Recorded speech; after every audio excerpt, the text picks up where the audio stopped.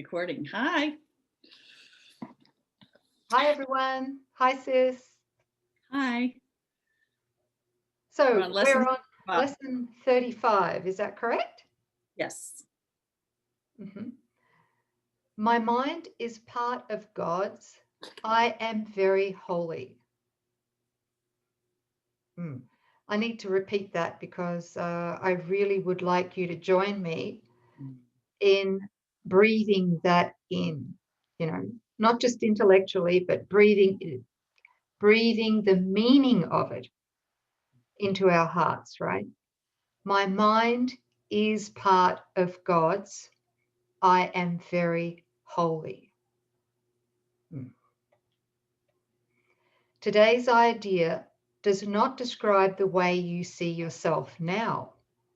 It does, however, describe what vision will show you. It is difficult for anyone who thinks he is in this world to believe this of himself. Yet the reason he thinks he is in this world is because he does not believe it. You will believe that you are part of where you think you are. That is because you surround yourself with the environment you want, right? So, and you want it to protect the image of yourself that you have made. He's speaking about, of course, the ego part of the split mind, right? So we need our environment, the ego's projection of its environment, to support and perpetuate the ego's image of itself. So, oops, I've lost where I'm at. Where am I up to? Okay. The image is part of this environment. What you see while you believe you're in it is seen through the eyes of the image. That's the ego filter that we're looking through. This is not vision. Images cannot see. What he's saying here is the ego cannot see, and therefore it cannot understand. Paragraph 3. The idea for today presents a very different view of yourself. And that idea is, repeating it here, my mind is part of God's. I am very holy. By establishing your source, it establishes your identity with a capital I, and it describes you as you must really be in truth. We will use a somewhat different kind of application for today's idea because the emphasis for today is on the perceiver rather than on what he perceives.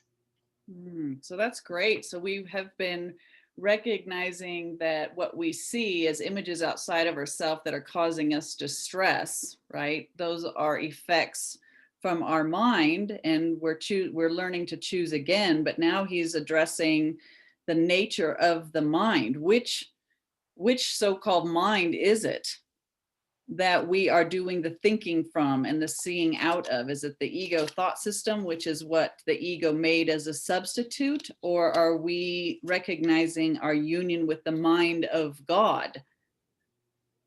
And that really depends on what we choose to be. Again, it's choice. Mm-hmm. What do we really, really want? Right. How do we identify ourselves? As a sinful, separated mortal and body bound, or the innocent child of God, Christ, spirit idea in the mind of God? Wow. Thank you, sis. Yeah. Paragraph 4. For each of the 3 5-minute practice periods today, begin by repeating today's idea to yourself and then close your eyes and search your mind for the various kinds of descriptive terms in which you see yourself. Include all the ego-based attributes which you ascribe to yourself, positive or negative, desirable or undesirable, grandiose or debased. All of them are equally unreal because you do not look upon yourself through the eyes of holiness. Wow. So this is both negative and positive, right? What he's saying here is that they're all coming from the ego filter that we have chosen to look through. Right. So mythical me and its positive qualities and its negative qualities, bring them all up, right? How would you describe yourself? Positives and negatives. Yeah. So going to paragraph 5, in the earlier part of the mind searching period, you will probably emphasize what you consider to be the more negative aspects of your perception of yourself. Toward the latter part of the exercise period, however, more self-inflating descriptive terms may well cross your mind. Try to recognize that the direction of your fantasies about yourself does not matter. Illusions have no direction in reality. They are merely not true. Just to stop here, I recall staying on this exercise back when I first began it. I don't know for how long, at least for 2 days, I think, because what I did is I grabbed a notepad and pen and let the ego run. I wanted to kind of dredge what the ego was saying, dredge it out, because I wanted to bring it up to the light of Holy Spirit to be quickly subsumed, you know. You may want to do that yourself. I don't know, but it's just a suggestion. So we go to paragraph 6 here, a suitable unselected list for applying the idea for today might be as follows. So this is an example, right? I see myself as imposed on or victimized. I see myself as depressed. I see myself as failing. I see myself as endangered or threatened. I see myself as helpless. I remember putting down back then for me as hopeless, right? Yeah. I see myself as victorious. I see myself as losing out. I see myself as charitable. I see myself as virtuous. And you could keep going, right? You should not think of these terms in an abstract way. They will occur to you as various situations, personalities, and events in which you figure across your mind. Pick up any specific situation that occurs to you, identify the descriptive term or terms you feel are applicable to your reactions to that situation, and use them in applying today's idea. After you've named each one, add this. But my mind is part of God's I am very holy. During the longer exercise periods, there will probably be intervals in which nothing specific occurs to you. Do not strain to think up specific things to fill the interval, but merely relax and repeat today's idea slowly until something occurs to you. Although nothing that does occur should be omitted from the exercises. Nothing should be dug out with effort. That's very important. Neither force nor discrimination should be used. It's got to be a natural, inspired flow, right? Yeah.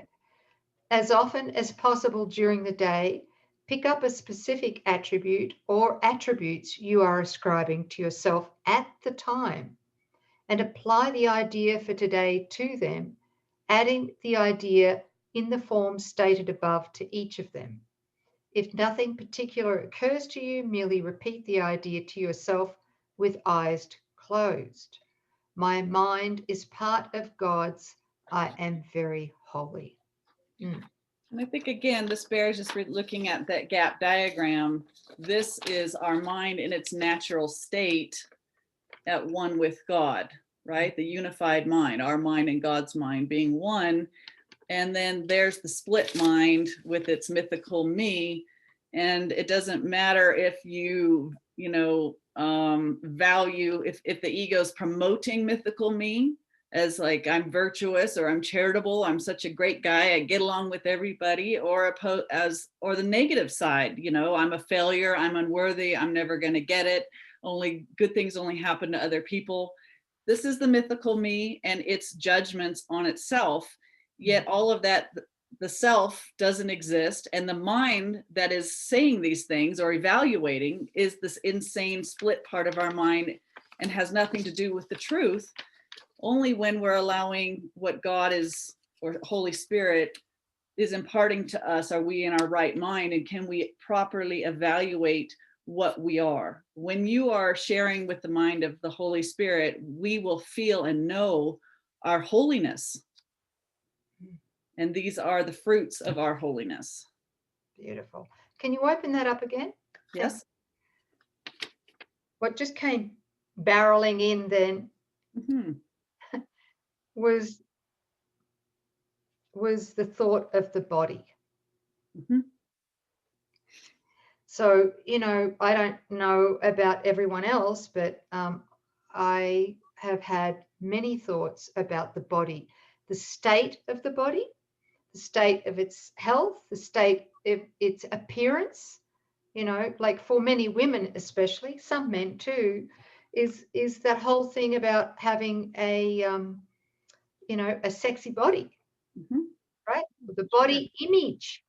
You've got to look the part, right? So when those thoughts come up, I've got pride about my body because it's in good shape. I go to the gym every day. All of that needs to also be included in this exercise. Yeah. Right. Or I'm, 50 pounds overweight, or I'm looking 75 when I'm only 65. All of these thoughts have got to be given over. Right. Yeah. So pluses and minuses, no matter whether they deal with circumstances in our lives, core beliefs we hold about ourselves, and even our thoughts about the body. Right? Okay. But when what happens to that body and all those judgments go, right? When we're willing to side with God. Yeah, thank you. Thank you, sis. My mind is part of God's. We are very holy.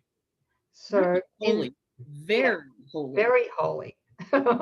Very holy. Yeah. So in the next lesson, hopefully we're going to talk about what does that mean? What does that mean? What does I am very holy mean? Why do I care? Why is this relevant? Okay. Well, we'll see you at the next one. Thanks, guys. Lesson 5. Bye. Bye-bye.